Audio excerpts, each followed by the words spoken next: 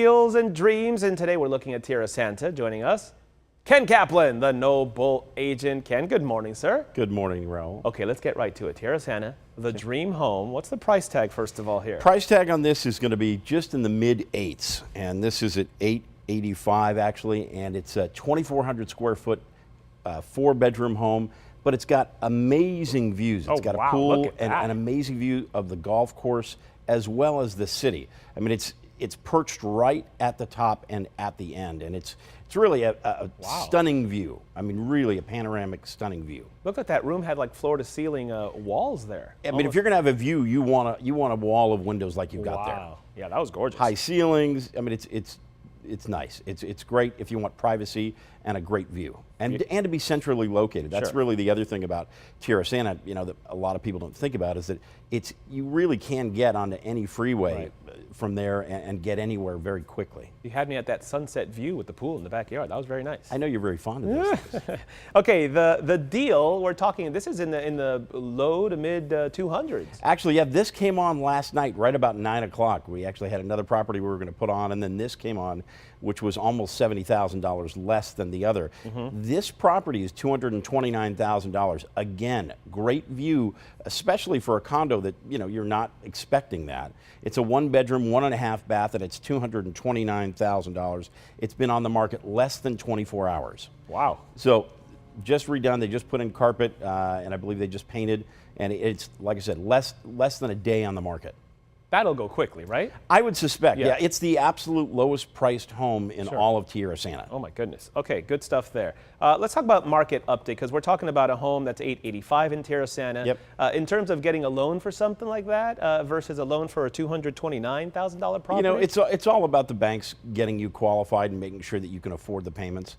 I mean, the days of finding loans that are I would say aggressive and trying in the sense that, you know, you don't have to qualify with that much down, you don't have to qualify with that great credit scores. Those days are pretty much over. You know, FHA loans will allow you to have a 3% down, or sorry, 3.5% down. There is a conventional loan that's out there that you can qualify for if you can, that if you've got the right credit scores, you can get in for 3% down, and then the VA loans with no money down.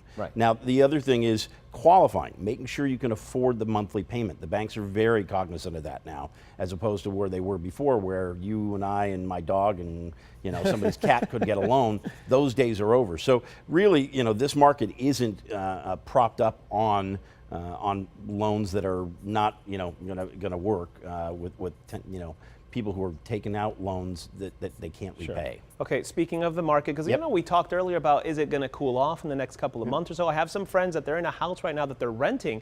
I asked them recently, are you guys going to buy soon? And they're like, we're going to wait for the market to cool off. They're waiting for that cool off to jump back into buying. Well, the mentality, and we you know, I can't emphasize this enough.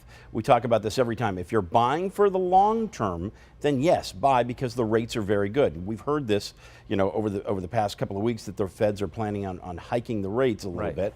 You know, it may push some buyers into purchasing. The prices, though, have gotten steep all over the county, and it's pushed out most buyers in the first-time home buyer market. And then if you don't get the trickle-up effect where those people can sell, who are, you know, those first-time home buyers who are selling their first-time home, you know, because buyers don't want to pay it because they feel like there's something that may be inflated or whatever, then that's where you got to really watch it. And the indicators that everyone, just you, me, the layman who's out there who can check to see what's going on, you know, the questions you should be asking are, how long have things been on the market? What's the average market time?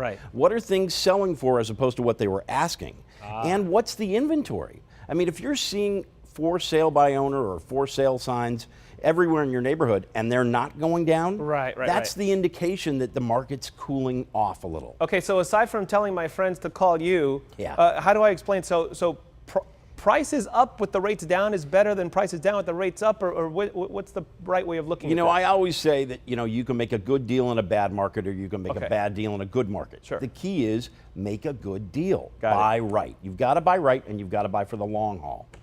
The noble agent. Words of wisdom. Thank you, Ken Kaplan. My pleasure. Appreciate it. My pleasure. And by the way, if you ever want to charge your note, I found a great way to do that. Note 7. Get rid of that thing. You just charge it underwater. No, and it's fine. It works perfectly. It's great. Yeah. Thank you, Ken. Drop the mic. Bye-bye. Drop this Time now Galaxy. for your